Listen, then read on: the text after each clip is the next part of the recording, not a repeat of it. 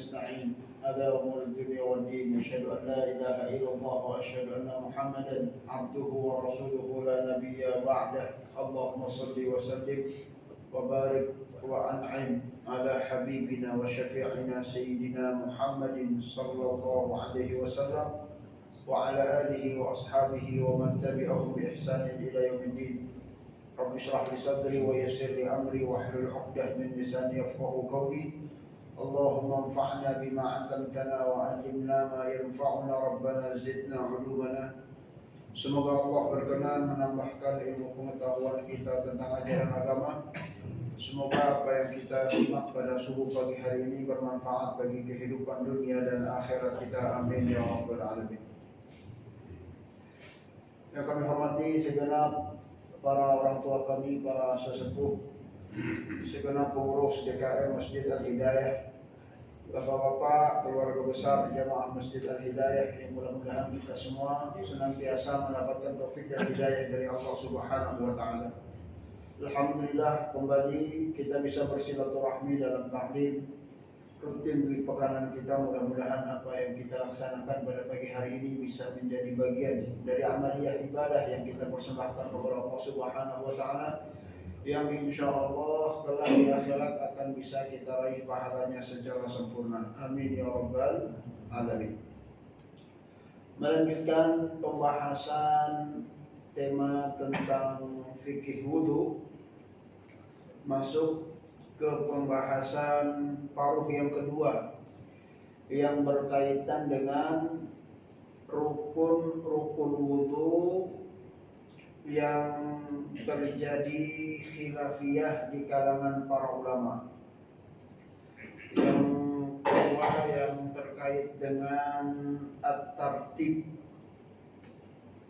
Tartib, kalau bahasa kitanya tertib, urut.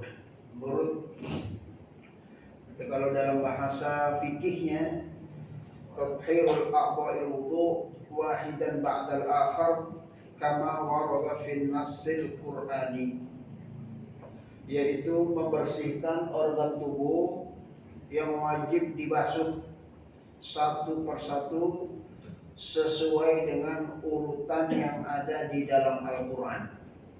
Ya, itu namanya urut atau tartib, sesuai dengan urutan-urutan sebagaimana ayatnya yang sudah kita bacakan di awal pertemuan, yaitu Al-Maidah ayat 6. Ay ghuslul wajhi awalan, yaitu mencuci wajah pertama, kemudian mencuci kedua tangan, lalu setelah itu membasuh kepala, dan setelah itu mencuci kedua kaki, kanan dan kiri sampai dengan mata kaki. Begitu Allah Subhanahu wa taala firmankan di dalam surat Al-Maidah ayat 6. Ya ayyuhalladzina amanu idza qumtum ila shalah faghsilu wujuhakum wa aydiyakum ilal marafiq wamsahu bi ru'usikum wa arjulakum ilal ka'bain. Hanya saja para ulama berbeda pandangan. Apakah urutan-urutan yang disebutkan di dalam Al-Quran ini suatu kewajiban yang harus dijalankan, yang kalau tidak wudunya tidak sah, atau sesuatu yang sekedar tanda kutip disunahkan, yang kalau dilakukan itu berpahala, namun kalau tidak dilakukan tetap dianggap sah wudunya. Ya. Di sini di dalam informasi kitab-kitab fikih kita akan mendapatkan dua informasi. Kalau kita merujuk kepada pendapatnya mazhab Maliki, tertib sesuai urutan ini adalah perkara yang disunahkan. Ya, artinya sebaiknya kalau kita wudu sesuai dengan urutan. Tapi kalaulah tidak sesuai dengan urutan, wudunya masih sah dan bisa diterima. Ya, jadi kalau dalam mazhab ini, ya boleh-boleh saja seseorang itu wudu cuci kaki dulu. Ya, habis itu cuci muka, cuci tangan, basuh kepala. Yang penting semuanya basah. Ya, ini kalau kita merujuk pendapat mazhabnya Imam Maliki. Namun menurut pendapat lain yang disampaikan di dalam mazhab Syafi'i rahimahullahu taala, urutan ini tertib merupakan bagian sesuatu yang tidak terpisahkan dari rukun. Ya, artinya kalau orang pengen wudhu, tidak boleh tidak harus sesuai dengan urutan. Mukanya dulu harus dicuci, baru kemudian tangannya, baru kemudian sebagian atau seluruh kepalanya, baru kemudian kakinya. Kalau tidak seperti itu urutannya, maka wudhunya tidak sah. Ya. Jamaah sekalian rahimahullah, kenapa hal itu terjadi? Kok bisa beda pendapat para ulama padahal ayatnya sama? Ya, ini lagi-lagi karena perbedaan memahami dari siyagul kalimah yang ada di dalam bahasa Arab yang merupakan bahasa Al-Qur'an. Ya, jadi di dalam Al-Qur'an itu karena menggunakan bahasa Arab kan urutan-urutannya itu menggunakan huruf wawu. Jadi fungsi huruf wawu itu dalam bahasa Arab, apakah wawu itu lil adfi yang berfungsi sebagai urutan-urutan ataukah wawu yang berfungsinya mutlaqul jam'i, ya sekedar hanya merangkai kata dari perbuatan-perbuatan aktivitas wudu. Ya, maka bagi pendapat yang menyatakan bahwa wawunya itu adalah lil adfi yang bermakna untuk urutan-urutan, maka urutan ini harus dilaksanakan sesuai dengan ketentuan. Jamaah sekalian rahimahullah, dan sebagaimana yang sudah pernah kita tegaskan di awal pertemuan, para ulama pada saat berbeda pendapat, ini masing-masing pendapat memiliki dalil-dalil dan landasan-landasan yang dijadikan argumentasi sebagai pendapat yang disampaikan. Ya, seperti misalnya dalam mazhab Imam Maliki, saya sebutkan beberapa dalil, ya tentu seperti biasa tidak kita sebutkan semuanya karena keterbatasan waktu, namun setidaknya dalil-dalil yang kita sampaikan ini mewakili dari dalil-dalil yang disampaikan di dalam mazhab Imam Maliki yang menyatakan kalau urutan itu merupakan suatu kesunahan, ya bukan suatu kewajiban. Ya, jadi bedakan antara yang sunnah dengan yang wajib. Ya, kalau yang sunnah itu diberikan kebebasan. Ya, tapi kalau yang wajib itu harus dijalankan. Kenapa sunnah? Karena ada dalil. Ya, ini dalilnya kita tampilkan. Yang pertama, riwayat dari Sayyidina Ali bin Abi Thalib radhiyallahu anhu. Kita tahu Sayyidina Ali bin Abi Thalib adalah sahabat dari baginda Nabi Muhammad sallallahu alaihi wasallam. Ya, salah seorang sahabat yang dijamin masuk surga oleh baginda Nabi Muhammad sallallahu alaihi wasallam sebagai khalifah pengganti Sayyidina Utsman bin Affan radhiyallahu anhu. Ya, dalam riwayat disebutkan qala Ali radhiyallahu anhu ma ubali bi ayyi a'dha'in bada'tu. Ya, Sayyidina Ali itu kalau wudu, ya beliau menyatakan aku tidak memperdulikan mau yang mana dulu aku mulai. Ya, aku mulai dengan apa yang ingin aku mulai. Artinya Sayyidina Ali terkadang kalau wudu itu tidak sesuai dengan urutan-urutan yang ada di dalam Al-Qur'an. Ya, maka berdasarkan riwayat ini tidak mungkin ya di dalam kaliber sekelas sahabat Sayyidina Ali kalau wudu itu tidak sesuai dengan tuntunan Rasulullah. Ya pastinya beliau radhiyallahu anhu amat sangat mengikuti sunnahnya Rasulullah sallallahu alaihi wasallam sehingga qaulus sahabi. Ya kalau dalam kaidah usul fikih itu perkataan para sahabat ini juga merupakan bagian dari sumber-sumber hukum Islam selain dari Al-Qur'an dan Sunnah. Jadi sumber-sumber hukum ya itu bukan cuma Al-Qur'an dan Sunnah saja, tapi qaulus sahabi. Ya, pada saat para sahabat mengucapkan, menjelaskan sesuatu tentang perkara hukum, maka penjelasan mereka itu merupakan bagian dari sumber, karena mereka adalah orang-orang yang ada di sekeliling baginda Rasulullah Sallallahu Alaihi Wasallam yang mengetahui secara persis tentang teknis pelaksanaan ibadah, sehingga pada saat mereka melakukan suatu ibadah itu merujuk terhadap penjelasan yang disampaikan oleh Rasulullah Sallallahu Alaihi Wasallam. Ya, jamaah sekalian rahimahullah, bahkan hal ini juga pernah disampaikan oleh Ibnu Abbas. Ibnu Abbas mengatakan, di bawahnya. Mohon maaf saya belum terjemahkan. Wa qala Ibnu Abbas radhiyallahu anhuma. Kelihatan Pak ya? Yang tengah ya. La ba'sa bil bidayah bir rijlaini qabla al yadaini. Ya, kita tahu Abdullah bin Abbas ini adalah sahabat Nabi yang paling tahu tentang ilmu tafsir. Ya, karena beliau mendapatkan keistimewaan ya dari doa baginda Rasulullah sallallahu alaihi wasallam, di antaranya adalah Allahumma faqihu fid din wa 'allimhu ta'wil. Rasulullah pernah mendoakan Abdullah bin Abbas agar beliau menjadi seseorang yang amat sangat paham mendalam di dalam pengetahuannya tentang Al-Qur'an. Ya, makanya banyak para sahabat Rasulullah itu kalau ingin menafsirkan Al-Quran, mereka merujuk kepada pendapatnya Abdullah bin Abbas radhiyallahu anhu. Ya, Abdullah bin Abbas pernah menyatakan la ba'sa bil bidayah bir rijlaini qabla al yadaini. Ya, tidak masalah seseorang itu kalau mau wudu dia cuci kakinya terlebih dahulu baru kemudian mencuci tangannya. Ya, padahal kan harusnya cuci tangan dulu baru kemudian mencuci kaki. Ya, tapi kata beliau tidak menjadi masalah. Ya, la ba'sa, enggak apa-apa, tidak berdosa. Boleh-boleh saja kalau ada seseorang yang wudu itu kakinya dulu dicuci baru kemudian tangannya. Ya, maka informasi dari Abdullah bin Abbas ini karena beliau adalah sahabi, maka perkataan beliau itu juga menjadikan tambahan keterangan tentang kebolehan wudu itu tidak mesti harus sesuai dengan urutan.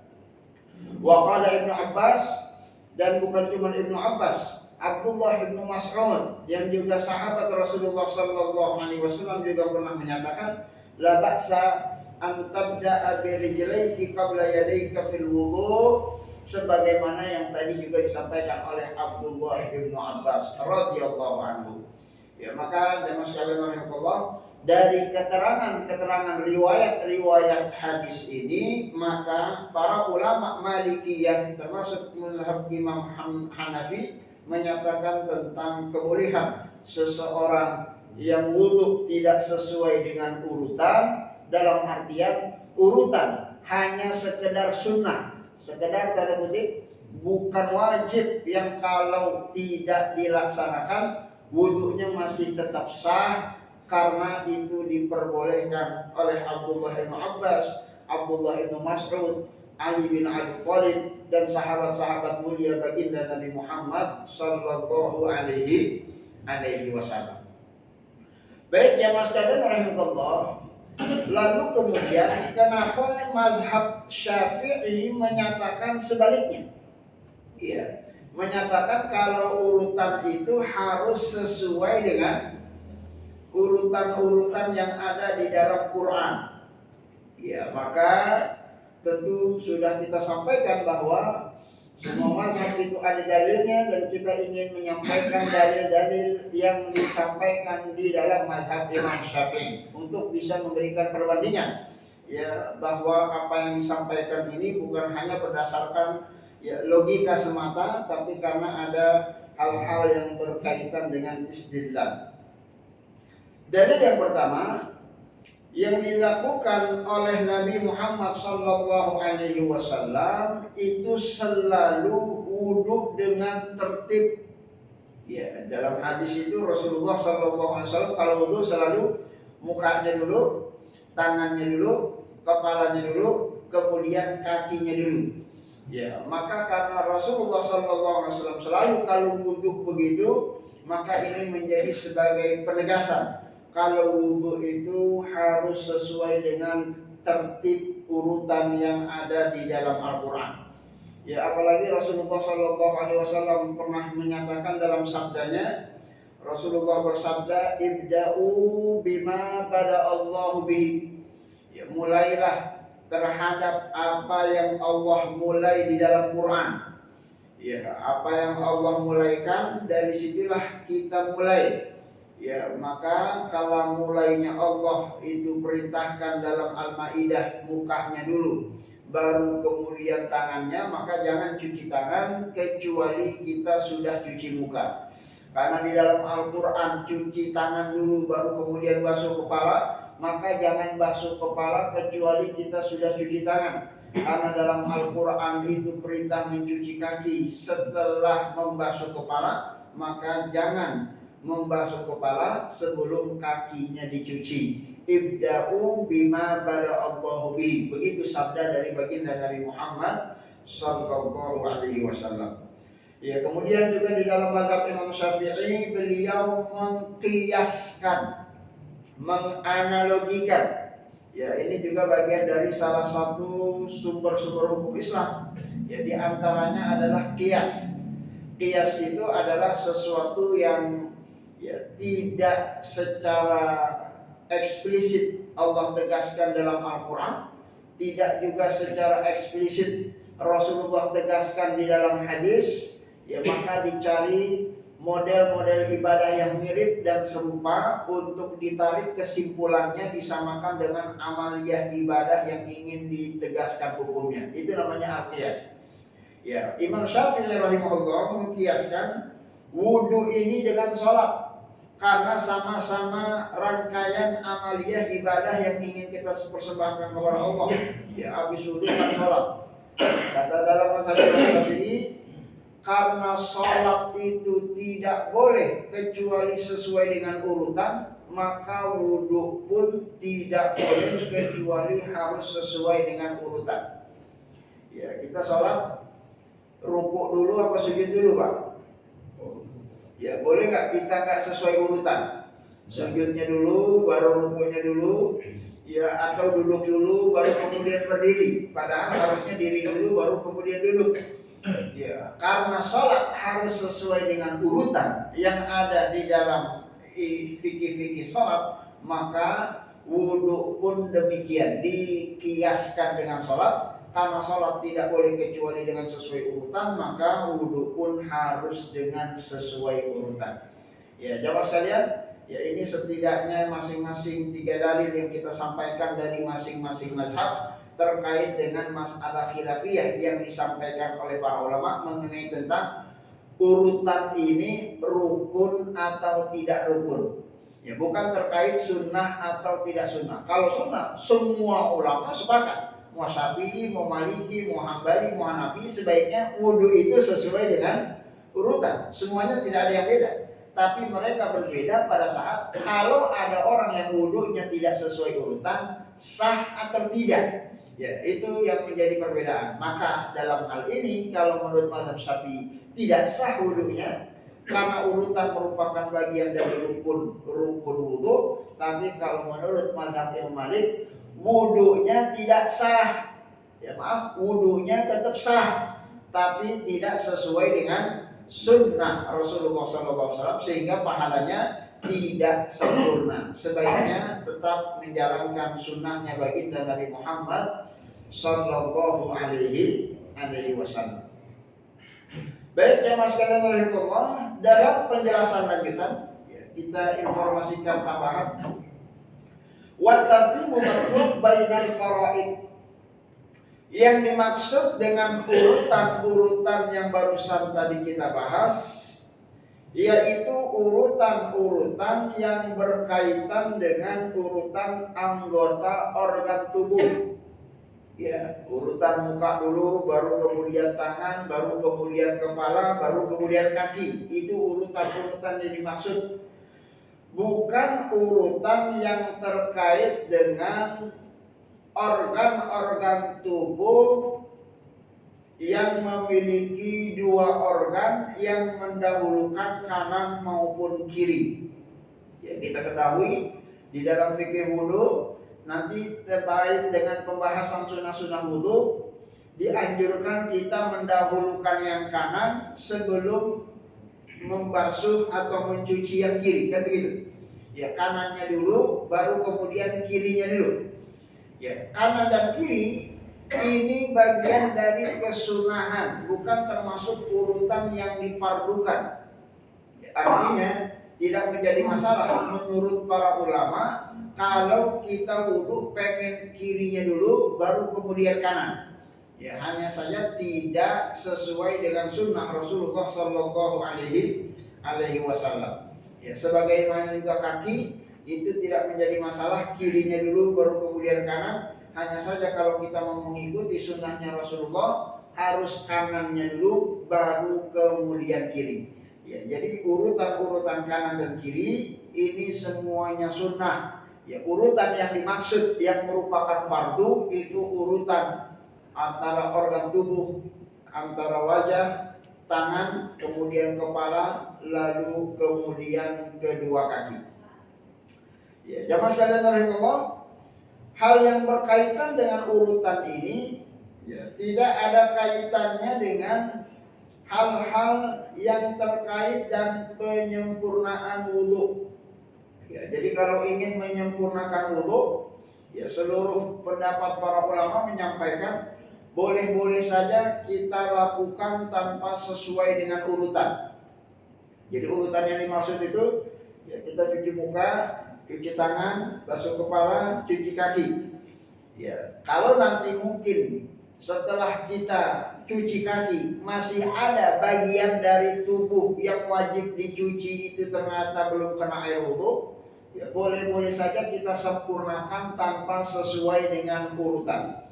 Ya, artinya udah selesai cuci kaki, ternyata kita ingin menyempurnakan tangannya belum ada yang kena ini sebagian, ya kita ingin basuh, silakan basuh meskipun bagian dagu kita belum basah. Setelah kita cuci basuh, ya maka setelah itu kita cuci wajah kita. Ya kan dari tangan ke wajah, harusnya wajah dulu baru kemudian ya tangan. Ya maka di dalam proses penyempurnaan itu tidak menjadi masalah kita menyempurnakan bagian organ yang wajib dicuci tanpa sesuai dengan urutan. Jadi urutan yang dimaksud urutan di awal kita melaksanakan ibadah wudu.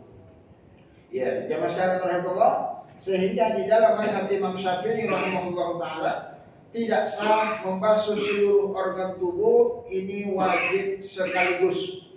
Ya, artinya kalau tidak salah sudah pernah kita contohkan, kalau ada orang wudu ya kemudian dia niat lalu nyemplung ke kolam renang, itu tidak sah wudunya menurut mazhab Imam Syafi'i. Kenapa? Karena yang dia lakukan tidak sesuai dengan urutan. Ya, karena kalau nyemplung yang mana dulu yang basah? Semua. Iya, langsung semua sekaligus. Ya, atau kalau orang pengen wudu sambil hujan-hujanan, ini wudunya nggak sah walaupun semuanya basah. Kenapa? Karena kehilangan rukun wudu yang sesuai dengan urutan. Karena dalam mazhab Syafi'i urutan ini bagian dari rukun-rukun wudu. Ya, sehingga kalau boleh kita resumkan, ya kalau kita ngikut ya pendapatnya mazhab Syafi'i dalam masalah wudu, maka setidaknya harus ada 6 rukun yang harus kita penuhi. Ya, dari awal pertemuan, yang pertama terkait dengan niat, yang kedua mencuci muka, kemudian yang ketiga mencuci kedua tangan, kemudian yang keempat membasuh kepala sebagian atau seluruhnya, lalu kemudian yang kelima mencuci kedua kaki sampai dengan mata kaki, dan yang terakhir yang barusan tadi kita sampaikan harus sesuai dengan urutan-urutan yang barusan tadi kita sebutkan dengan dalil-dalil yang sudah dipaparkan.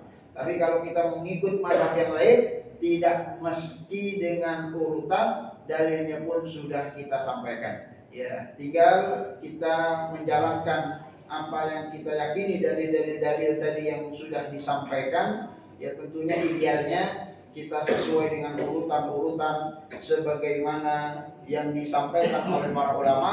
Toh minimal urutan ini merupakan bagian dari sesuatu yang disunahkan oleh baginda Nabi Muhammad SAW, yang pastinya kalau kita lakukan itu akan bernilai pahala insyaallah. Ya, baik jemaah sekalian rahimahullah. Lalu setelah itu nanti ada lagi hal yang berkaitan dengan yang disebut al-muwalat awil wilad, yaitu saya terjemahkan menjadi sambung menyambung. Ya, mualat. Ya, mualat. sambung menyambung, atau kalau kita terjemahkan mutaba'ah af'alil wudu bihaitsu la yaqa' bainahuma ma yu'addu fasilan fil 'urfi aw hiya mutaba'atu ghusli bi a'dha'i qabla jafafis sabiq ma'a i'tidali muzahan wa zamanan wa makanan, yaitu mengerjakan wudu satu paket tanpa disertai jeda yang terlalu lama menurut kebiasaan. Itu namanya muwalat. Atau bersegera membasuh anggota yang wajib kita basuh sebelum air yang nempel di anggota tubuh itu sudah kering. Ya, artinya kalau kita berikan contoh secara sederhana, bolehkah kita wudu? Bapak wudu niatnya di rumah, cuci mukanya di rumah, cuci tangannya di rumah, basuh kepalanya di rumah, cuci kakinya belakangan. Entar kalau udah nyampe masjid baru cuci kaki. Ya begitu. Ya dikredit begitu kira-kira.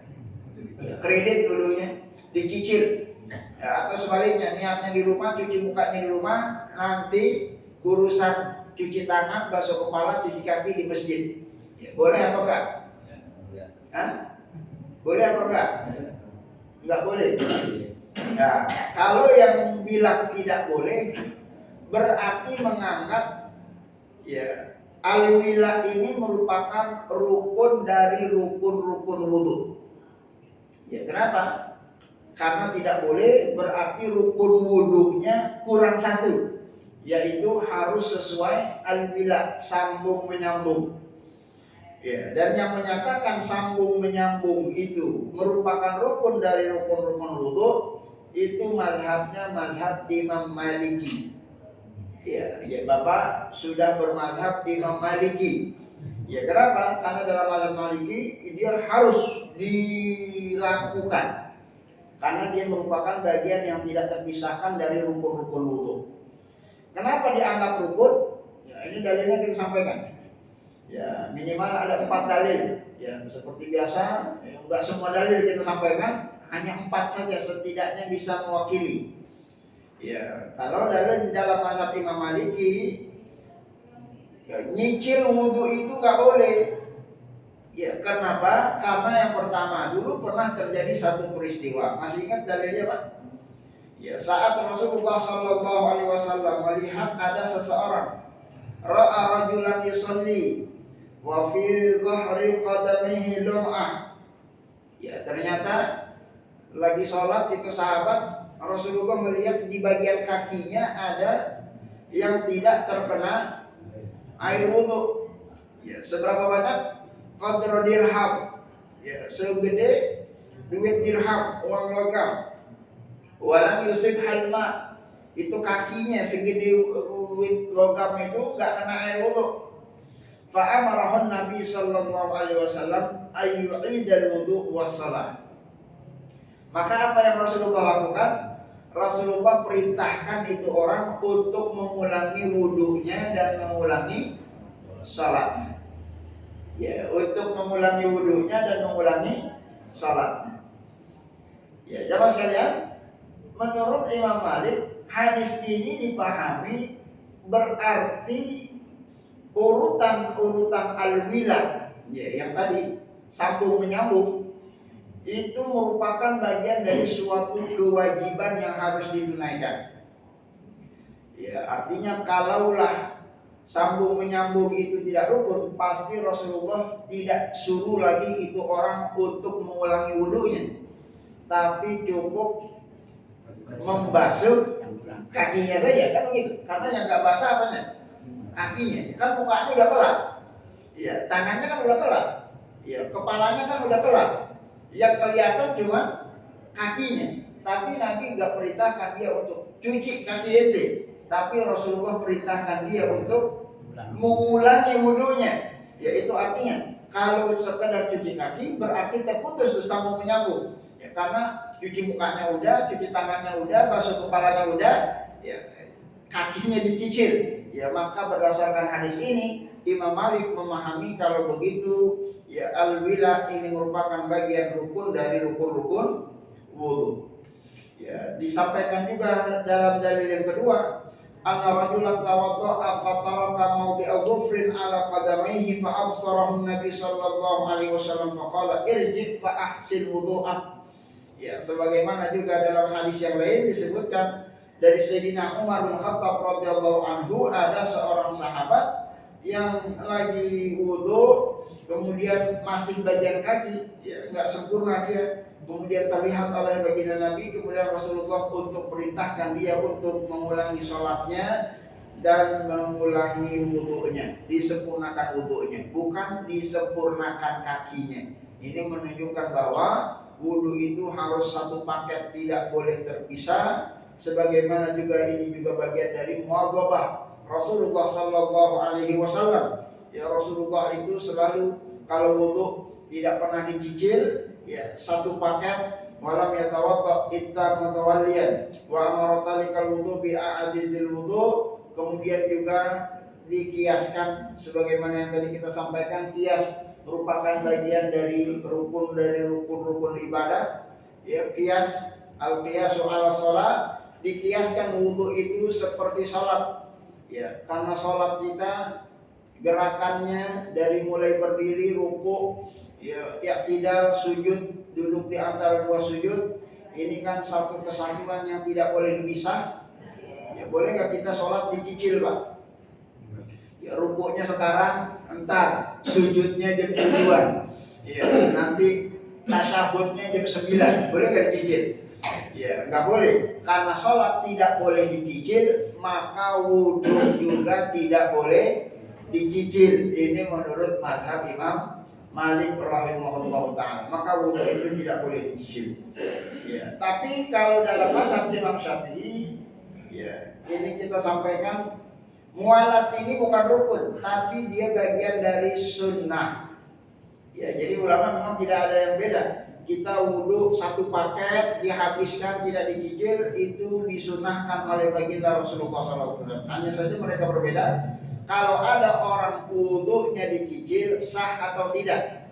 Kalau menurut mazhab Imam Syafi'i, wudhunya tetap sah, karena mencicil ini masih merupakan sesuatu yang bisa ditolerir. Ya, dalilnya ini kita sebutkan sebagai perwakilan 4 dalil. Yang pertama, Allah Subhanahu wa ta'ala tidak pernah mewajibkan kita di dalam Al-Quran untuk wudhu langsung satu paket. Ya kan, perintah wudhu dalam Al-Maidah itu cuma menyebutkan kalau pengen sholat, cuci muka, cuci tangan, cuci kepala, cuci kaki. Ya, nggak disebut boleh dicicil apa enggak. Ya, tidak ada penjelasannya. Maka karena tidak ada perintahnya, maka tidak diwajibkan kita untuk melaksanakannya. Ya, bagaimana yang terkait dengan dalil-dalil yang disampaikan oleh mazhab Imam Malik? Ada seorang sahabat, ya tadi wudunya kurang sempurna, ternyata disuruh ulangi wudunya.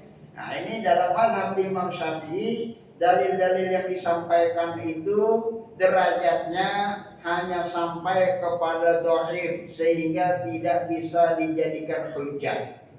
Ya, karena hadisnya dhaif, mazhab Syafi'i nggak ambil, sehingga menganggap dalil-dalil yang disampaikan dalam mazhab Imam Maliki itu dhaif, sehingga tidak bisa dijadikan hujjah. Ya, ini yang kita sampaikan di beberapa pertemuan yang lalu. Jadi standarisasi ulama-ulama terkait dengan hukum sebuah hadis, apakah dhaif, apakah hasan, apakah sahih, ini terjadi perbedaan di kalangan para ulama, sehingga terjadilah kesimpulan-kesimpulan hukumnya. Bagi Imam Malik, hadis itu sahih, makanya dipakai hadis itu. Ya, tapi menurut mazhab Imam Syafi'i, hadis itu tidak sampai ke derajat sahih, ya dia dhaif, makanya tidak diamalkan dan tidak bisa dijadikan sebagai hujjah. Ya, kemudian kalaupun hadis itu sahih, yaitu pemahamannya masih bisa ditakwil. Ya, apa takwilnya? Ya, kan Rasulullah perintahkan irji' fa ahsin wudu'ak. Ya, ente kembali lagi, ya kemudian perbaiki wudu'mu. Ya, perbaiki wudu'mu maksudmu, ya maksudnya adalah bukan wudu dari awal, tapi memperbaiki bagian dari kakinya saya yang tidak tercuci air wudhu. Ini takwil yang disampaikan oleh mazhab Imam Syafi'i sehingga menyatakan al-wila urutan itu tidak bagian dari rukun-rukun wudhu. Ya, kemudian juga ada hadis riwayat yang disampaikan ternyata sampai kepada Imam Syafi'i, Rasulullah pernah wudhu di satu pasar, beliau mencuci wajahnya, beliau mencuci tangannya, beliau membasuh kepalanya, ya belum sempat cuci kaki, Rasulullah dipanggil untuk menyaksikan jenazah. Ada jemaah yang wafat meninggal dunia, sudah masuk masjid, ya agar Rasulullah bersedia mensolatkan jenazahnya. Ya Rasulullah buru-buru datang. Ya setelah itu kemudian Rasulullah baru mencuci kakinya.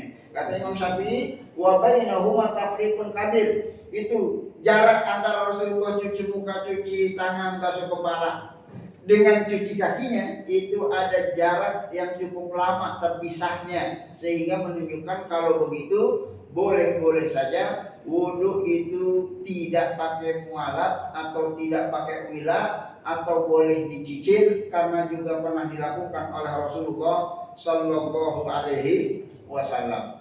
Wasaha an ibni Umar, adalah Abdullah ibn Umar putra Sayyidina Umar, sahabat Rasulullah Sallallahu Alaihi Wasallam, juga pernah merwudu at-tafriqu aidan.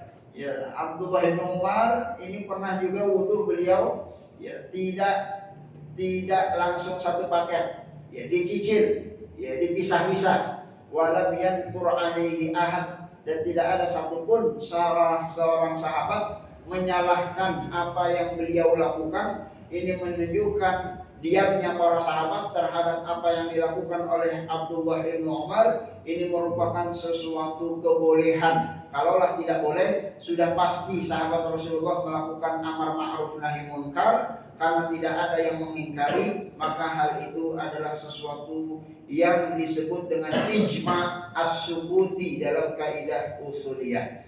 Ya, jadi pada kesimpulannya, di dalam mazhab Imam Syafi'i, mualat tidak termasuk bagian dari rukun-rukun wudhu, tapi tetap dianjurkan untuk dilaksanakan agar wudhu kita menjadi sempurna insyaallah ta'ala. Baik jemaah sekalian rahimahullah, ini hal-hal yang berkaitan dengan rukun-rukun wudhu yang menjadi khilaf di kalangan para ulama. Ya, selain nanti ada adalku al-khafif bil yadi, yaitu wudu itu apakah harus digosok-gosokkan atau tidak harus digosok-gosokkan. Ini kalau menurut mazhab Imam Malik harus digosok-gosokkan. Ya, tidak cukup dibasuh dengan air, tapi menurut para ulama lain cukup dibasuh dengan air, wudunya tetap sah insyaallah ta'ala. Ya, jamaah sekalian, seperti biasa kita sediakan waktu untuk berdiskusi, sharing informasi, ya, mengkonfirmasi informasi apa yang barusan tadi saya sebutkan. Kalau ada pertanyaan, waktu dan tempat kami persilahkan. Tanya Pak Ustaz. Silakan. Tadi Pak Ustaz mengawali pembukaannya dengan selawat. Itu selawat itu yang asli ya, apakah hanya Ibrahimah, apa itu dari mana gitu maksudnya gitu? Selawat dari mana? Yang tadi yang ada Syafi'i dan seterusnya gitu. Selawat, mengucapkan selawat banyak redaksinya. Allahumma sholli ala sayyidina Muhammad, maksudnya pakai sayyidina gitu. Bukan, kalau sayyidina itu udah jelas. Nabi pakai apa enggak? Terus itu yang misalnya Syafi'ina wa Maulana dan seterusnya dia tambah-tambahan itu. Iya. Ya, pertanyaannya kan boleh nggak kita? Bukan boleh. Kalau masalah boleh sih, boleh saja. Ada tuntunannya dari siapa misalnya gitu. Iya, ini kan ingin saya jawab. Jadi pertanyaan Bapak kan mungkin boleh nggak kita memuji Rasulullah SAW dengan sholawat dengan redaksi yang kita buat, begitu maksudnya? Ya. Iya. Ya, maka secara hukum diperbolehkan. Para sahabat Rasulullah SAW banyak yang merumuskan sholawat kepada Rasulullah SAW dengan redaksi yang tidak diajarkan oleh Rasulullah. Ya, nanti akan kita sebutkan dalil-dalil di antaranya. Ya, jadi mengucapkan sholawat ya itu secara mutlak, baik dengan redaksi yang diajarkan oleh Rasulullah maupun dengan redaksi yang tidak diajarkan oleh Rasulullah. Salah satunya ya nanti akan kita sebutkan di dalam bab tentang Sami Allahu liman hamidah. Ya, ini salah satu dalilnya. Nanti dalilnya masih banyak, cuman karena keterbatasan waktu kita nanti insya Allah akan kita tampilkan. Ada sahabat yang bernama Rifa'ah bin Rafi', salat di belakang Rasulullah SAW, menceritakan ada jamaah yang membaca sholawat ya, pujaan dan pujian kepada Allah dengan redaksi yang dia buat sendiri, tidak seperti yang diajarkan oleh Rasulullah. Ya, nanti di dalam rukun salat kita akan bahas tentang bacaan yang disunahkan. Ya, setelah Sami Allahu liman hamidah, tentu dianjurkan kita untuk membaca Rabbana walakal hamd. Ya, riwayatnya nanti ada banyak. Ada Rabbana walakal hamd pakai waw. Ada Rabbana lakal hamd tidak pakai waw. Riwayat yang kedua. Riwayat yang ketiga ada pakai Allahumma. Allahumma Rabbana walakal hamd. Yang keempat ada pakai Allahumma tapi nggak pakai waw. Allahumma Rabbana lakal hamd. Ya, nanti akan saya tampilkan dalil-dalilnya lengkap dengan riwayatnya dan nomor-nomor hadisnya. Ya, itu yang disampaikan oleh Rasulullah SAW. Tiba-tiba ada sahabat Rasulullah salat di belakang Rasulullah, bacanya lain. Ya, apa dia baca? Rabbana lakal hamdu hamdan katsiran thayyiban mubarakan fihi. Masya Allah. Dia baca itu. Ya, dia baca sampai selesai sholat itu Rasulullah bicara. Manil mutakallim? Itu siapa barusan yang baca tadi? Ya Rabbana lakal hamdu hamdan katsiran thayyiban mubarakan fihi. Ya, qala ana ya Rasulullah. Saya yang baca itu ya Rasulullah. Ya, apa kata Rasulullah? Rasulullah berikan satu apresiasi. Ya, ini kata para ulama menganalisa hadis ini. Salah satunya Ibnu Hajar Al-Asqalani dalam kitab Fathul Bari ala Syarhi Sahih Al-Bukhari. Ya, ini menunjukkan bahwa membaca redaksi doa, zikir, sholawat dan lain sebagainya, walaupun tidak diajarkan oleh Rasulullah, itu adalah sesuatu yang diperbolehkan. Karena kalau tidak boleh, pasti Rasulullah ngomong, ente jangan buat zikir ngarang-ngarang. Ana nggak pernah ngajarin ente baca zikir itu. Yang ana ajarin Allahumma Rabbana lakal hamd. Yang ana ajarin Rabbana lakal hamd. Yang ana ajarin cuma 4 redaksi tadi. Ini malah mengada-ngada Allahumma Rabbana lakal hamdu hamdan katsiran thayyiban mubarakan fihi. Ya, ini kata para ulama menjelaskan melalui dalil ini menunjukkan bahwa ya, berbaca zikir di dalam sholat termasuk nanti dengan redaksi-redaksi sholawat. Nanti akan kita sebutkan banyak sahabat Rasulullah yang membuat redaksi sholawat sendiri. Ya, ini sahabat Abdullah bin Abbas, Abdullah bin Mas'ud. Ya, kalau mau ditampilkan sekarang bisa saya tampilkan. Ya, insya Allah. Tapi butuh waktu. Saya cari di slide yang sudah saya siapkan. Saya sudah siapkan slide-nya, sudah saya berikan contoh-contohnya, lengkap dengan hadis riwayatnya dan nomor dalilnya kalau kita ingin mau merujuk ke dalam kitab-kitab hadis, insya Allah. Silakan. Ini kadang-kadang yang jadi suka salah paham memahami bid'ah. Ya. Oh dulu sahabat katanya bikin sendiri. Ya itu sahabat waktu Rasulullah masih hidup, waktu masih turun, Islam belum selesai. Yang dimaksud bid'ah sama ulama salaf itu yang Rasul sudah meninggal, ada redaksi baru gitu loh. Kalau itu mah waktu zaman Rasul masih hidup, itu namanya sunnah takrir kan. Ada sahabat yang berbicara begini-begitu. Iya, mohon perhatikan dulu. Iya. Jadi istidlal, Bapak harus pahami mana dalil, mana istidlal. Ya. Jadi istidlal yang saya sampaikan dari dalil yang tadi adalah istidlal bahwa boleh seseorang itu baca sholawat dengan redaksi yang dia tidak dari Rasulullah SAW. Maksudnya gini, kalau ada sahabat Rasulullah tadi baca Rabbana lakal hamdu hamdan katsiran thayyiban mubarakan fi, itu redaksi diajarkan sama Rasulullah atau tidak? Tidak diajarkan, namanya takrir kan. Ya sebentar. Iya. Yang dia baca diajarkan sama Rasulullah atau tidak? Nah, gini, waktu itu wahyu masih berjalan, belum semua Islam belum Iya itu selesai. dia. Mohon Iya. jawab dulu pertanyaan saya. Iya tahu, saya paham. Saat itu sahabat mengucapkan hadis zikir itu diajarkan sama Rasulullah atau tidak? Tidak, belum. Kan belum. Ya. Kalaulah tidak boleh membaca Tidak zikir, boleh, pasti tidak separah jalannya. Ada sahabat bicara, tapi tidak boleh, dilarang sama Nabi, ya kan? Tapi kalau yang boleh Nabi setuju, itu namanya sunnah takrir, kan? ya Bapak mungkin belum memahami istidlal. Jadi ada dalil, ada istidlal. Istidlal itu adalah ada satu dalil, lalu kemudian dari dalil itu dianalisa untuk dijadikan dalil. Itu namanya istidlal. Jadi istidlal kita yang kita maksud adalah yang dilakukan sahabat tadi tidak pernah diperintahkan oleh Enggak, Rasulullah. kata-katanya itu jangan tidak pernah. Kenapa tadi? Karena proses wahyu masih turun. Jadi bukan tidak pernah, emang belum. Iya memang belum. Ya, Artinya iya. kalau Beda, memang tidak pernah boleh. sama belum. Tolong kalau Ustaz lagi berbicara, ente diam. Kan udah selesai. Pahami dulu. Ini nanti nggak selesai kalau persoalan berbicaranya. Ya sebenarnya justru makanya saya nanya, karena saya sudah ikut kajian begini adalah Baik. nggak boleh gitu juga. Kalau Ustaz menyampaikan, silahkan diterima. Ya tadi kan udah selesai, makanya saya angkat tangan. Iya. Sudah, makanya. Ucapannya selesai, Bapak komentarnya selesai. Baik. Kalimatnya Jadi Pak Haji begini Pak Haji. Jadi istidlal yang saya maksud, jadi mohon logikanya dipahami. Jadi yang diucapkan oleh sahabat tadi kan tidak pernah diajarkan oleh Rasulullah. Sampai sini dipahami Pak ya? Itu sahabat mengucapkan sesuatu yang tidak pernah Rasulullah ajarkan. Belum, karena Islam belum selesai. Ya tidak pernah saat dia bicara itu. Ya makanya belum namanya.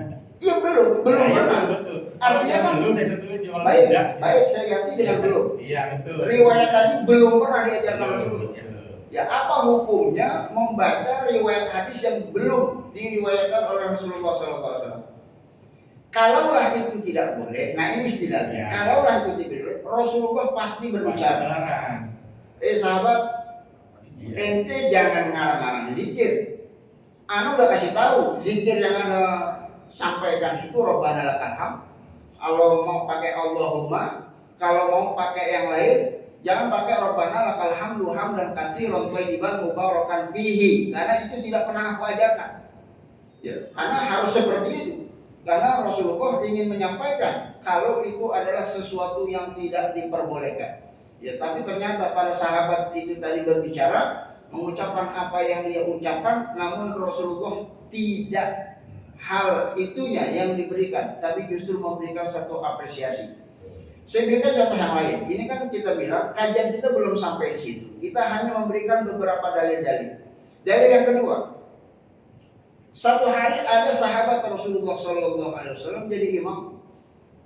Selalu dia baca kulhu sebelum dia baca surat yang lain.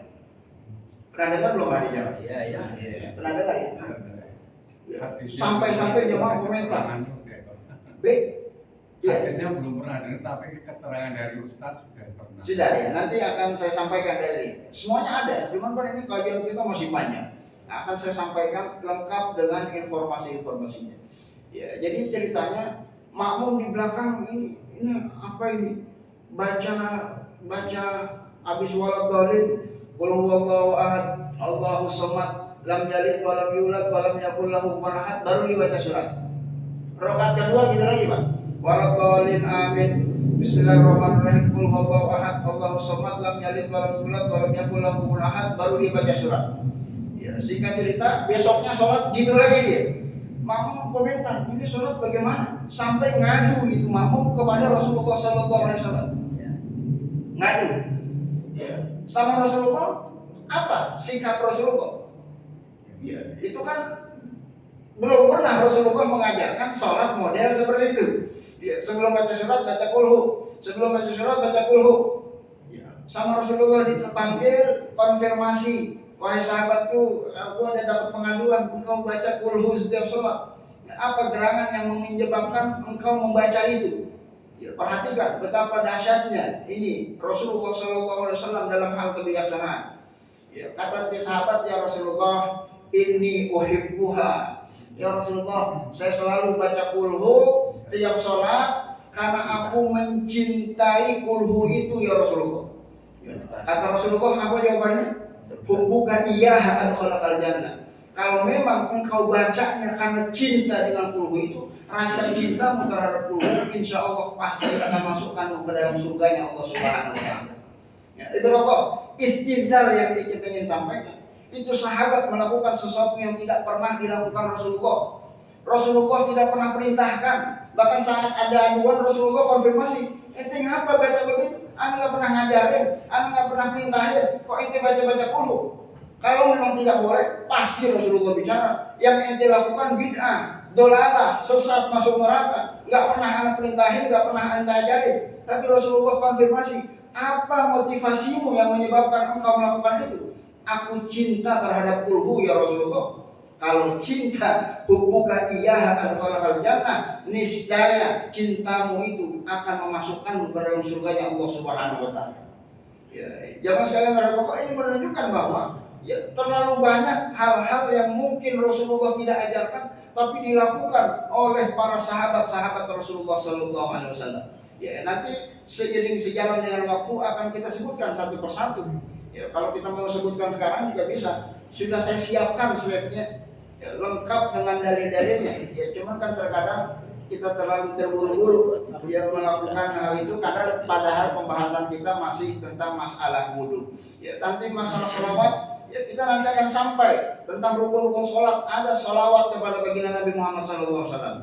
Ya, boleh nggak nanti pakai sayyidina atau tidak pakai sayyidina? Mana ulama yang tidak membolehkan, mana ulama yang membolehkan, mana dalil-dalilnya? Kita tampilkan nanti dalil-dalilnya. Kita baru sampai tentang bab wudu, insyaallah taala akan kita sampaikan. Ya, jadi kalau masalah yang redaksional ini bukan masalah prinsip. Yang penting kita mengucapkan sholawat kepada baginda Nabi Muhammad Sallallahu Alaihi Wasallam. Apalagi ya sholawat di luar sholat, ya pembukaan. Ya, itu yang disebut dengan muqaddimah. Ya, masya Allah. Ya mas kalian, itu yang namanya kitab-kitab ratusan yang ditulis para ulama. Itu sholawatnya enggak semuanya ada dari Rasulullah Sallallahu Alaihi Wasallam. Itu para pujangga, ahli-ahli syair yang memuji Rasulullah Sallallahu Alaihi Wasallam. Itu bukan sholawat yang dari Rasulullah Sallallahu Alaihi Wasallam. Ya, karena memilih redaksional terhadap sholawat kepada baginda Nabi ini adalah sesuatu yang diperbolehkan menurut para ulama, bukan menurut saya. Ya, tapi kalau kita mau mencukupkan diri dengan sholawat yang Rasulullah sampaikan, ya silakan kita amalkan. Tetap insya Allah akan bernilai pahala di sisi Allah Subhanahu wa Ta'ala. Namun bukan berarti lalu kemudian kita menyalahkan sholawat yang dibaca oleh orang lain. Ya, terkait dengan dalil-dalil, ya bukankah Islam itu sudah sempurna? Ya, al-yawma akmaltu lakum dinakum wa atmamtu alaikum ni'mati. Ya, nanti kapan-kapan akan kita buka tafsir apa maksud dari al-yawma akmaltu lakum dinakum. Ya, jangan-jangan kita ngerti itu baca dari terjemahan Quran. Ya, padahal Quran itu tidak bisa dipahami hanya dengan mengandalkan terjemah. Kita harus membuka kitab-kitab tafsir yang disusun oleh para ulama. Ya, dari riwayat Abdullah bin Abbas, dari riwayat sahabat-sahabat Rasulullah, apa makna dari al-yawma akmaltu lakum dinakum wa atmamtu lakum ni'mati wa raditu lakumul islama dina. Jangan sampai nanti kita pahami, loh kalau Islam itu sempurnanya dulu berarti ya, Rasulullah dulu berislam belum sempurna loh. Ya kalau nambah-nambah itu. Ya, Rasulullah dulu sebelum ayat itu diturunkan ya, berislam selama puluhan tahun di Mekah, udah sempurna belum? Ya, karena kesempurnaan Islam kan di penghujung ayat Rasulullah Shallallahu Alaihi Wasallam. Ya, makanya kita harus membuka kitab tafsirnya, jangan memahami ayat itu sendiri, ya, sehingga dengan serampangan lalu kemudian menyalahkan ya, para ulama-ulama yang juga memahami ayat itu. Ya, jangan kita sangka para ulama-ulama itu tidak paham. Syafi'i nggak paham ayat itu, Maliki tidak paham, padahal mereka adalah orang yang paling paham terkait dengan syariat agama Allah Subhanahu wa Ta'ala. Ya, jadi insya Allah kajian saya lengkap dengan referensi. Ya silakan nanti bisa dirujuk. Ya adapun nanti mau ikut atau tidak, ya itu tidak jadi masalah. Ya, sebab yang namanya Syafi'i, Maliki, Hambali, Hanafi itu murid dengan guru, Pak. Kalau Bapak baca sejarahnya, Imam Syafi'i itu muridnya Imam Malik. Ya, Imam Syafi'i belajar sama Imam Malik. Ya tapi urusan wudhu beda dia. Yang ini dianggap rukun, Imam Malik tidak anggap rukun, nggak masalah. Ya, karena selama kita memiliki dasar, landasan itu silakan saja. Ya artinya nanti pada hal yang ditanyakan, kita pengennya sholawat sama yang Nabi saja. Ya, silakan sholawat yang diajarkan Nabi. Ya Allahumma sholli ala Muhammad atau pakai sholawat Ibrahimiyah yang biasa kita sholat. Ya silakan, insya Allah berpahala. Ya, tapi bukan berarti kemudian kita mengucapkan sholawat yang tidak diajarkan oleh baginda Nabi itu tidak diperbolehkan. Kenapa? Karena ada sahabat Rasulullah SAW yang membuat redaksi sholawat sendiri. Ya, jadi sahabat Nabi itu buat redaksinya setelah Rasulullah wafat, makanya mereka jadi sahabat. Ya, sahabat Rasulullah SAW. Ya, nanti akan kita sebutkan. Ya, salawatnya Abdullah bin Abbas, salawatnya Abdullah bin Mas'ud. Ya, bahkan ya ini menarik. Nanti kalau Bapak ketemu, saya tidak tahu sudah jadi atau belum. Ustaz Abdul Somad itu sedang menyusun buku judulnya 100 hadis-hadis ya bid'ah tanda kutip yang dilakukan oleh sahabat-sahabat Rasulullah SAW. Ya, artinya apa? Ada sesuatu yang diamalkan oleh sahabat Rasulullah itu yang tidak pernah diperintahkan secara langsung oleh Rasulullah Sallallahu Alaihi Wasallam, dilakukan oleh sahabat Rasulullah Sallallahu Alaihi Wasallam. Ada yang zikir seharinya 1000 kali, sahabat Rasulullah yang melakukan. Padahal Rasulullah tidak pernah memerintahkan secara khusus zikir sebanyak 1000 kali. Ya, mana dalilnya? Nanti akan kita tampilkan kalau memang pembahasan itu mau kita sampaikan. Ya, karena kan pembahasan kita tentang masalah wudu, ya tidak ada kaitannya dengan masalah ya bid'ah, macam ragamnya, pembagian-pembagiannya, penjelasan para ulama ya mengenai tentang kullu bid'atin dhalalah wa kullu dhalalatin finnar. Ya jangan sampai dalil ini hanya kita pahami secara parsial. Kita menafikan hadis lain tentang man sanna fil Islam sunnah hasanah falahu ajruha wa ajru man amila biha. Ya orang yang melakukan sesuatu yang sunnah hasanah dalam agama kita, ini Rasulullah yang bersabda, dia dapat pahalanya seperti pahala orang yang melakukannya. Ada istilah sunnah hasanah di dalam hadis yang Rasulullah SAW sabdakan. Ya, jangan sampai kita ambil hadis yang satu lalu kemudian kita menafikan hadis yang lain. Makanya memahami hadis itu harus komprehensif. Ya, perluas wawasan kita terhadap hadis-hadis baginda Rasulullah SAW. Ya, jamaah sekalian, banyak juga bahkan di dalam era kekinian sesuatu yang mungkin dilakukan oleh kaum muslimin yang tidak dicontohkan secara langsung oleh baginda Rasulullah SAW.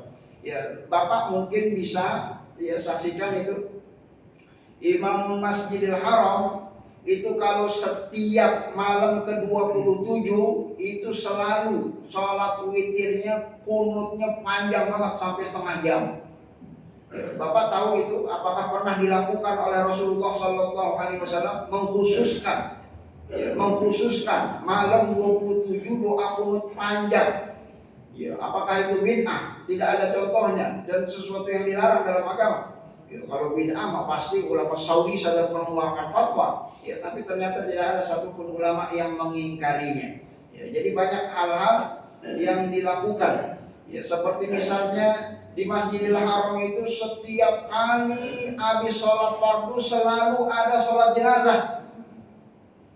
Ingat gak Pak? Ada yang pergi umrah, pergi haji itu selalu habis sholat as-sholatul janazah, selalu ada, tidak pernah putus-putus. Ya, apakah itu pernah dilakukan oleh Rasulullah secara dawam? Ya, setiap sholat fardu melakukan sholat jenazah setiap waktu. Ya, ini juga tidak pernah dicontohkan oleh Rasulullah SAW secara langsung. Ya, dan tentu seperti juga yang pernah kita sampaikan, termasuk taklim kita pada pagi hari ini. Ya, ini yang kita lakukan ibadah. Tidak pernah Rasulullah mengkhususkan diri mengajarkan agama kepada para sahabatnya ba'da subuh sampai syuruk apalagi di malam Senin. Ya ini jangan nanti dibid'ah-bid'ahan kalau nggak ada dalilnya, nggak ada dasarnya. Ya, karena dalil itu ada yang khusus, ada yang umum, ada dalil am, ada dalil mutlak, ada yang mutlak, ada yang muqayyad. Ya ini harus dipahami di dalam ilmu sendiri yang namanya disiplin ilmu mustalahul hadis. Ya jangan-jangan ya kita belum paham itu lalu kemudian dengan serampangan lalu menyalahkan orang lain terkait dengan hal-hal yang barusan kita ceritakan. Termasuk nanti sumber-sumber hukum. Ya jangan kita membatasi diri sumber hukum itu Quran dan Sunnah saja. Ya, nanti ada ijma. Apa itu ijma? Ijma itu kesepakatan para ulama. Itu namanya ijma. Ada yang namanya qiyas. Qiyas itu tadi dalil wudu di antaranya qiyas. Ya, banyak sesuatu yang hari ini haram, zaman dulu belum ada hukumnya. Apa hukumnya? Minum pil ekstasi. Apa boleh hukumnya, Pak? Haram apa enggak? Mana dalilnya? Haram-haram aja. Ya, enggak bakal ketemu dalilnya. Ekstasi haram enggak ada. Ya itu diambil dari qiyas. Apa itu qiyas? Hukum yang belum ada hari ini dicari yang mirip-mirip, ya kemudian disamakan persepsi hukumnya. Itu namanya qiyas. Belum juga tadi aqwalus sahabah, perkataan para sahabat, ya apa yang dijelaskan oleh para sahabat Rasulullah SAW itu juga merupakan bagian dari sumber-sumber hukum. Sebab Rasulullah bersabda, khairul quruni qarni tsumma alladhi yalunhum tsumma alladhi yalunhum. Jadi sebaik-baiknya generasi adalah generasiku, kemudian generasi sesudahku, kemudian generasi selanjutnya. Begitu kata Rasulullah SAW. Sehingga urusan membuat redaksi sholawat sendiri ini juga bagian dari sesuatu yang diperbolehkan karena dibuat oleh sahabat Rasulullah SAW pasca Rasulullah SAW wafat meninggal dunia. Ya, jamaah sekalian rahimahullah, ya insyaallah mudah-mudahan ya bisa dipahami apa yang saya sampaikan. Ya, mungkin masih mau ada yang ingin menyampaikan. Kembali ke wudu, Baik. yang mungkin ada banyak sudut pandang tentang wudu ya, maksudnya tadi kalau sampai tadi. Yang di dalam ayat itu kan kalau kita perhatikan hanya dua kata, basuh dan musab. Baik. Basuh dan musab. Ya. Nah itu memang Ustaz tadi sampaikan bahwa tadi maknanya seperti apa gitu. Baik. Tapi yang menjadi kesalahan umum sekarang yang kita lakukan yang kaum muslimin lakukan adalah berlebih-lebihan dalam penggunaan air. Iya. Ya.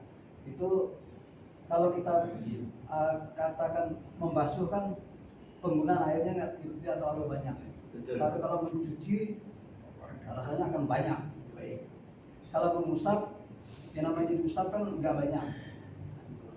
Jadi bagaimana itu kembali ke masalah awal? Karena yang pertama saya nggak ngikutin, kalau kita tadi kan tadi kembali konteks kepada Al-Quran. Kalau kita kembali kepada Al-Quran, ya bahasa yang terjemahannya kan cuma membasuh dan mengusap. Itu aja yang. Baik, terima kasih. Terima kasih apa yang disampaikan. Jadi yang beliau tanyakan sudah pernah kita bahas di pertemuan yang sebelumnya, Pak ya, mengenai tentang mashu. Memang betul apa yang beliau sampaikan. Beda antara ghuslu dengan mashu. Ya, bahkan kita sudah jelaskan makna definitifnya. Apa itu ghuslu, apa itu mashu. Ya, kalau ghuslu itu minimal harus ada air yang netes. Ya, kalau mashu tidak mesti ada yang netes. Ya, kalau mashu tangan kita basah, ya ditempelkan itu sudah mashu. Tapi kalau ghuslu harus ada airnya. Dan mashu itu kepala dan ghuslu itu wajah, tangan dan kaki. Ya itu harus dicuci. Ya dengan menggunakan air yang harus ada yang menetes. Ya dan tentunya memang harus hemat dalam penggunaan air. Ini nanti masuk ke dalam kategori sunnah wudu. Kita belum masuk ke sana. Kita baru sampai rukun-rukun wudu. Pertama rukun wudu yang disepakati oleh para ulama, yang disepakati wajah, tangan, kepala dan kaki dengan penjelasan yang sudah pernah kita sampaikan. Dan yang menjadi perbedaan tentang masalah niat tadi, kemudian sesuai dengan urutan-urutan tertib yang ada di dalam Al-Quran dan yang terkait dengan al-wilah tadi. Ya, adapun hal yang berkaitan dengan menggunakan air secara hemat, ini masuk ke dalam kategori sunnah wudu. Artinya kalau kita wudu menggunakan hemat, sehemat-hematnya di dalam penggunaan air, insya Allah akan dapat pahala tambahan yaitu mengikuti sunnahnya Rasulullah SAW, sehingga wudhu itu tidak membazirkan air yang berlebih secara berlebih-lebihan. Itu tidak sesuai dengan sunnah Rasulullah SAW. Ya, dalam riwayat hadis disebutkan Rasulullah itu kalau wudhu, ya ini Rasulullah kalau wudhu sebanyak apa airnya Pak? 1 mud, bukan 1 gayung, 1 mud. 1 mud hitungannya dulu itu air yang kita tampung pakai tapak tangan orang dewasa.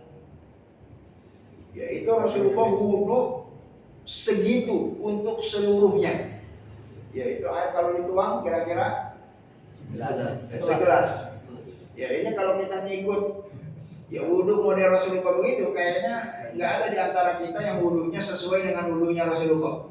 Ya ada di antara kita yang wudhunya segitu Pak airnya. Rasulullah wudhu, bahkan Rasulullah mandi Pak, dalam hadis disebutkan Rasulullah mandinya itu hanya menggunakan arba'atu amdad, 5 mud. Ya, 5 mud itu ya 4 gelas, 5 gelas gitu. Mandi. Ya nggak nyampe segayung. Ya, kita kalau mandi nggak kurang segayung lah bagaimana caranya? Ya begitulah sunnahnya Rasulullah, karena beliau hidup di padang pasir tandus, ya, air itu jarang sehingga amat sangat hemat dalam penggunaan air. Ya artinya kalau kita ingin membanding-bandingkan wudhu kita dengan wudhunya Rasulullah, ya mungkin dikit-dikit itu nggak ada yang sama. Ya wudhu kita sudah pasti lebih dari segelas, mandi kita sudah pasti lebih dari 1 gayung. Ya, tapi jangan bilang nanti yang mandi lebih dari 1 gayung bid'ah karena tidak pernah dilakukan Rasulullah. Ya, jangan kita bilang nanti wudhu yang lewat dari 1 gelas itu tidak sesuai dengan apa yang dilakukan oleh Rasulullah. Memang dalam titik itu tidak sesuai, tapi tidak sesuainya hanya tanda kutip perkara sunnah. Jadi dalam agama kita itu nanti harus dibedakan mana yang sunnah, mana yang wajib, mana yang haram, mana yang makruh. Jangan semua sunnah dianggap wajib, ya, sehingga nanti orang dosa semua. Ya, jangan juga yang makruh dianggap haram semuanya. Ya, kalau pilihan-pilihan, ya, pilihan kita pribadi maka dipersilakan, tapi jangan sampai pilihan pribadi ini menjadi ketentuan hukum yang berlaku secara umum. Ya, jadi ada hukum yang berlaku secara umum, ada yang mungkin kita konsen untuk melakukan itu. Ya misalnya kalau kita ingin mendawamkan, ya selalu misalnya kita kalau pengen sholat kalau bisa berjamaah. Ya ini kan secara hukum memang ada khilafiyah, namun menurut jumhurul ulama melaksanakan sholat berjamaah itu hukumnya sunnah muakkadah. Ini pendapat jumhur. Meskipun ada sebagian ulama yang menyatakan wajib, ini pendapatnya mazhab Hambali. Ya, artinya kalau kita mau milih, silakan Bapak pilih yang wajib biar sholat selalu jamaah, silakan. Tapi untuk pilihan orang lain, ya, jangan sampai lalu kemudian kita menganggap itu yang enggak sholat jamaah dosa semuanya. Ya, karena pilihan-pilihan kita. Ya, karena pilihan di dalam fikih itu ada perbedaan perspektif ya mengenai tentang hukum itu sendiri. Yang kalau mau kita bahas, itu nanti kita akan bahas tentang hal yang berkaitan dengan sholat berjamaah. Ya, sama seperti hukumnya orang meninggalkan sholat secara sengaja. Ya, itu kalau di dalam mazhab Imam Syafi'i, ya itu hukumnya apa Pak mazhab Imam Syafi'i? Atau nanti saja lah kita bahas ya tentang hukum sholat ya, nanti kelamaan lagi. Ya kita sabar dulu, ini kan kita baru bahas tentang wudhu. Ya masalah sholawat nanti ada waktunya, masalah hukumnya nanti ada waktunya. Insya Allah akan saya tampilkan hadis-hadisnya, dalil-dalilnya, silakan saja. Dan yang saya sampaikan ini bukan pendapat saya, pendapat para ulama tertulis di dalam kitab-kitab fikih. Hanya saja kadang mungkin kitab itu belum kita baca, ya, jangan-jangan mungkin kita nggak tahu kitab itu ada, ya karena mungkin keterbatasan kita, bahasa Arab nggak bisa, hafal Quran juga enggak, ya ribuan hadis belum juga terbaca, pesantren nggak pernah, kuliah agama juga belum tentu, ya tapi yang ngajinya seminggu sekali, tapi seolah-olah waduh mengalahkan pendapatnya Syafi'i, Maliki, Hambali, Hanafi. Ya ini perlu kita belajar biografi, sekali-kali baca itu biografi Syafi'i, Maliki, setidaknya biar kita tahu diri siapa kita dibandingkan mereka. Ya mereka itu masya Allah ulama nasirus sunnah, Kalau nggak ada mereka nggak bisa kita beragama. Ya, lewat mana kita bisa agama? Ya, kita baca Quran, siapa yang nulis Quran itu? Ya, Quran sekarang ada harokatnya, siapa yang ngasih harokat itu? Quran sekarang ada titiknya. Ya, Bapak bisa bayangkan kalau baca Quran nggak pakai titik, ya ada titiknya aja kadang kredit. Ya, itu jasanya para ulama. Ya, tapi jasa mereka mau kita nafikan. Ya, hanya gara-gara ada orang-orang baru, ulama akhir zaman yang tidak mau menerima pendapat mereka, padahal ulama-ulama dari turun-temurun dari zaman dulu itu secara generasi belajarnya kepada mereka. Ya, di saat ilmu belum pernah ditulis, di saat ilmu pengetahuan belum terkodifikasi, di saat ilmu itu bertebaran di mana-mana. Sementara alat transportasi, media tulis-menulis, ini kita bicara ratusan tahun yang lalu, zaman ontak. Ya, zaman di mana Rasulullah Shallallahu Alaihi Wasallam hidup. Ya, oleh karena itu maka ya, mudah-mudahan dengan sedikit ya, informasi ini ya, membuka cakrawala kita terkait dengan kedudukan para ulama di dalam penjelasan-penjelasan hal yang berkaitan dengan hukum-hukum fikih. Adapun masalah khilafiyah, ya ini tentu masalah pilihan. Bapak silahkan saja mau pilih pendapat yang mana saja, mengikut Syafi'i, Maliki, yaitu selama tadi ada dalilnya. Insya Allah hal tersebut diperbolehkan dalam agama kita. Dan ini bukan pendapat saya, ini pendapat seluruh para ulama sampai dengan hari ini, bukan cuma di Jakarta, di seluruh Indonesia Pak, di seluruh dunia bahkan, yaitu pendapat 4 imam mazhab itu dipelajari dan diyakini sebagai sebuah kebenaran. Bapak belajar di Universitas Al-Azhar sekalipun, Universitas Madinah sekalipun, fikih 4 mazhab itu dipelajari. Ya, jangan sampai nanti kita menyalahkan mereka ya karena keterbatasan ilmu. Ini merupakan bagian dari godaan setan yang terkutuk. Nauzubillah summa nauzubillah. Mudah-mudahan Allah lindungi kita semua dari godaan setan yang terkutuk. Amin ya rabbal alamin. Mudah-mudahan bermanfaat.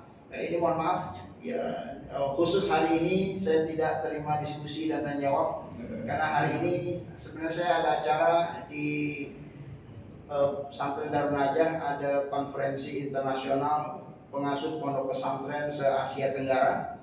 Ya, mudah-mudahan nanti kalau ada yang mau bertanya bisa kita sampaikan 2 pekan yang akan datang insyaallah taala. Mudah-mudahan bermanfaat dan insyaallah sempat kita untuk melaksanakan sholat suruh 2 rakaat sebelum meninggalkan masjid yang insya Allah pahalanya ya seperti melaksanakan ibadah haji dan ibadah umrah.